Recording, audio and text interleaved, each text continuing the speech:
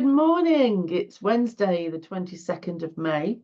And as usual, what we'll do is we'll start by looking at today's transit chart.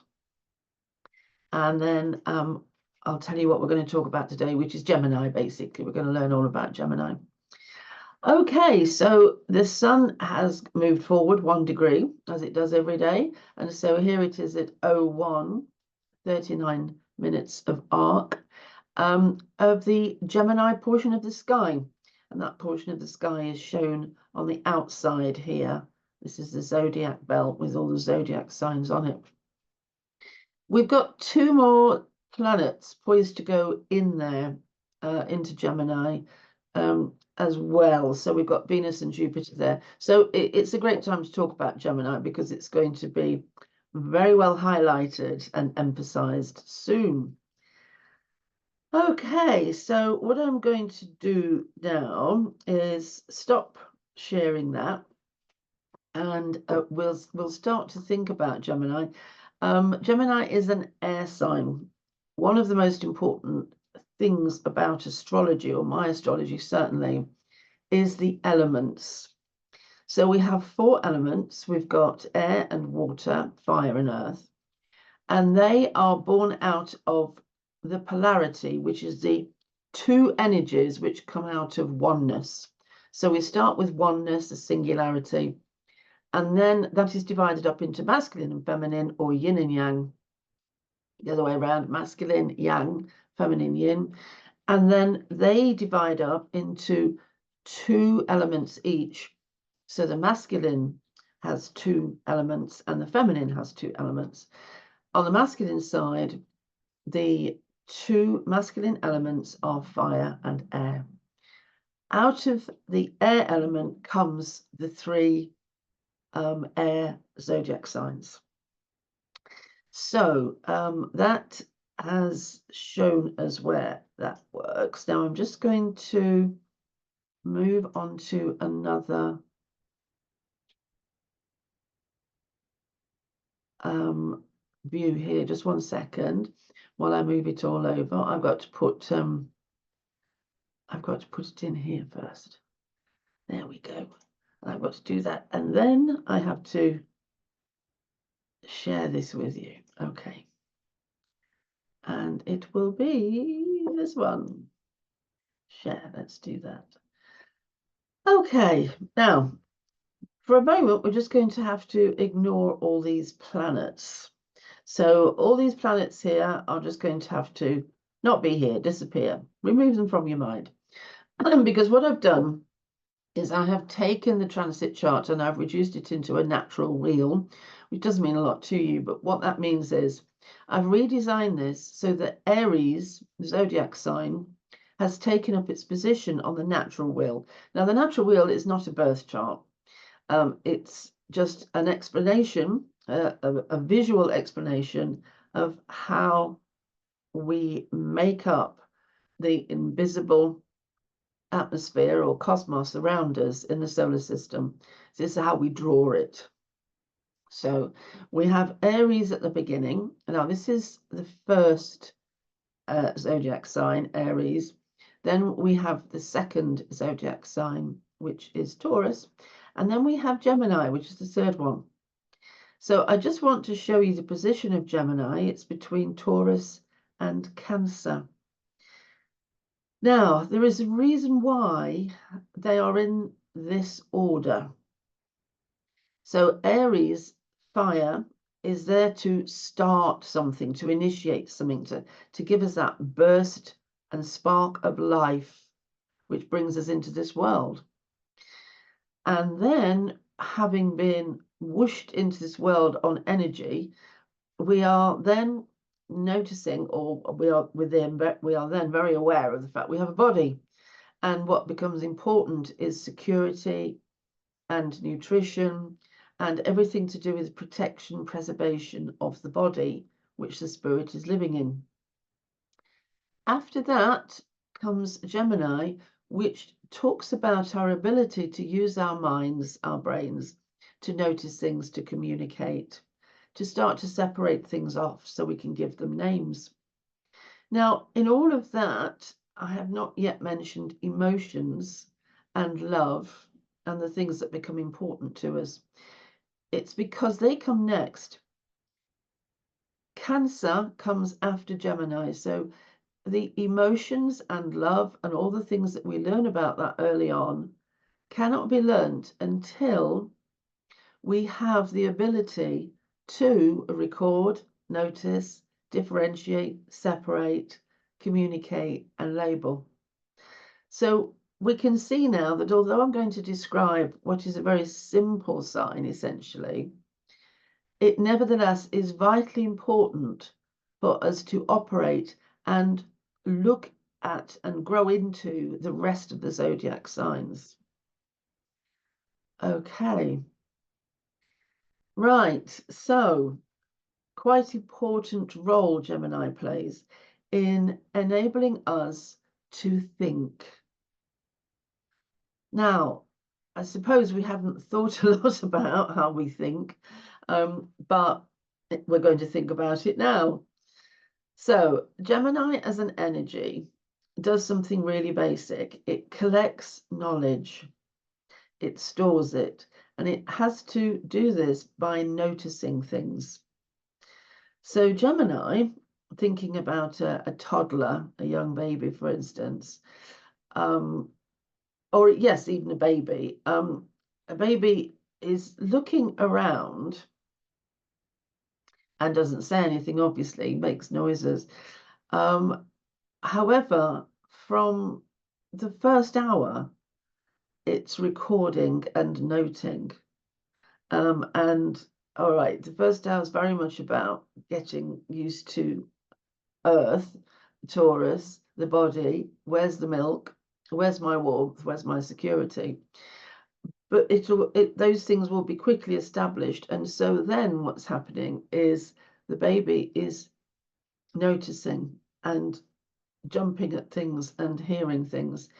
This is a recording that goes on for life, noticing everything and putting it somewhere in the filing cabinet in the mind, so that if something which has feathers zooms across the sky and we're told by one of our caregivers that that's a bird, then when we again see something that has feathers and zooms across the sky, filing cabinet, oh, that's a bird.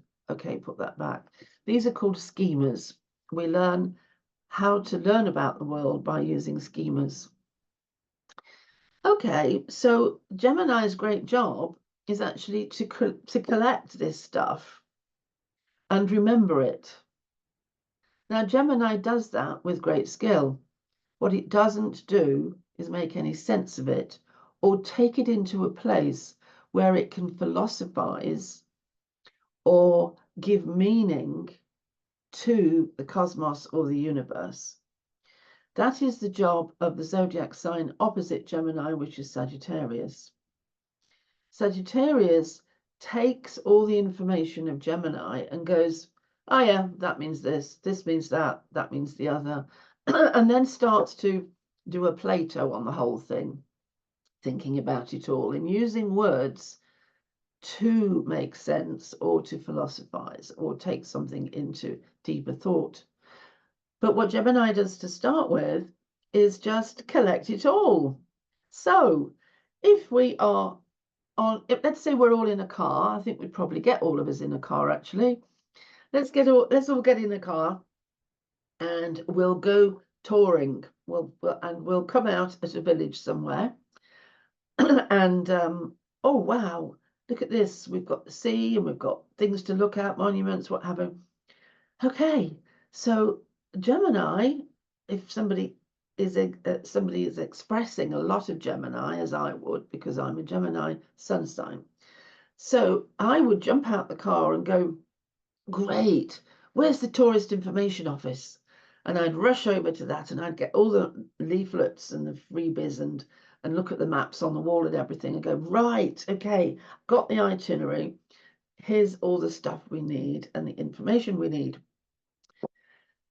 Well, that's what Gemini does. It jumps out the car and goes to the tourist information office. It goes to the place where it knows it can get the information. Now, that is quite boring to some zodiac signs, particularly Sagittarius, which doesn't want to go and get the information. It wants to wander around with no map and just consider itself free to explore, and it will pick these things up just by meandering or wandering. Doesn't want to be told or doesn't want to read it.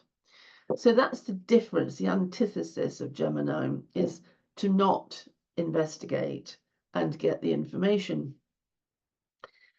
Okay, so we can imagine then, I think, a little bit about the Gemini energy. So what does it do best? Well, it researches on the internet and it buys books.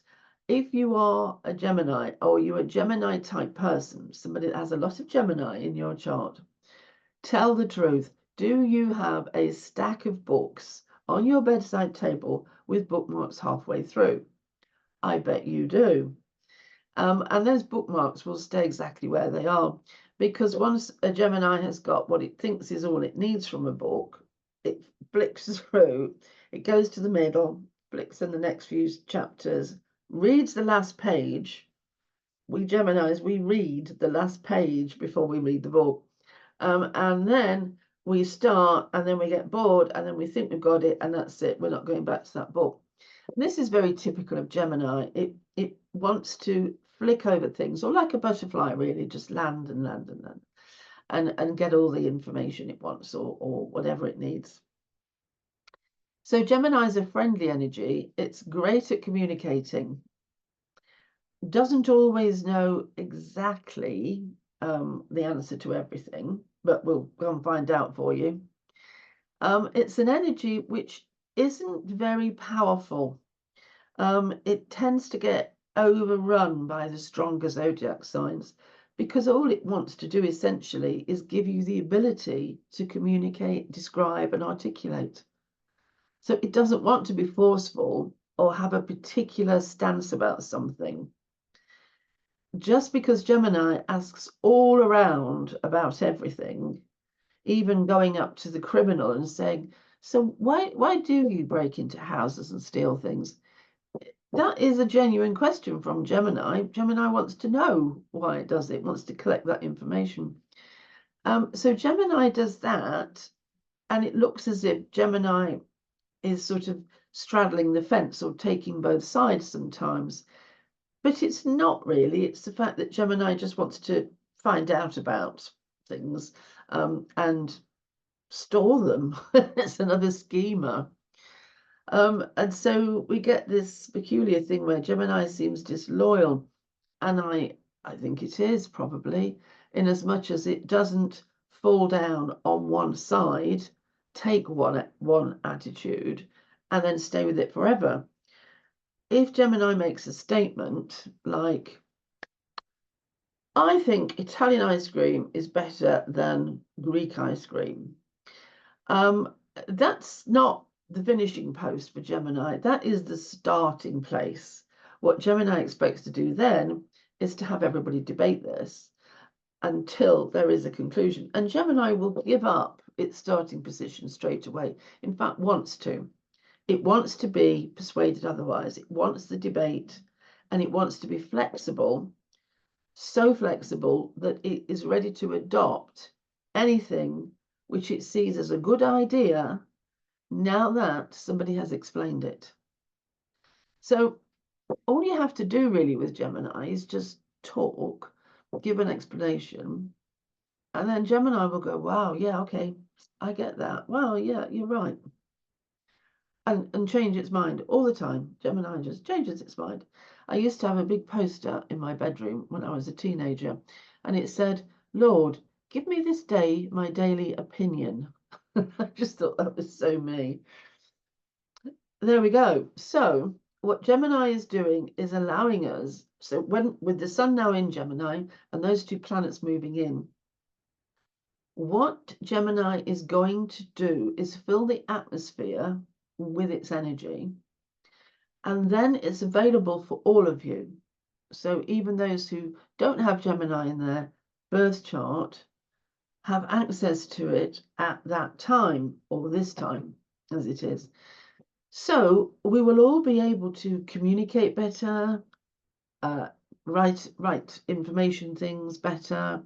I've always thought, for those of you who have children and they do their exams now, don't they? This is their key time for doing exams before they move on to the next year. The results are gleaned and then decisions are made about what they're doing the year after.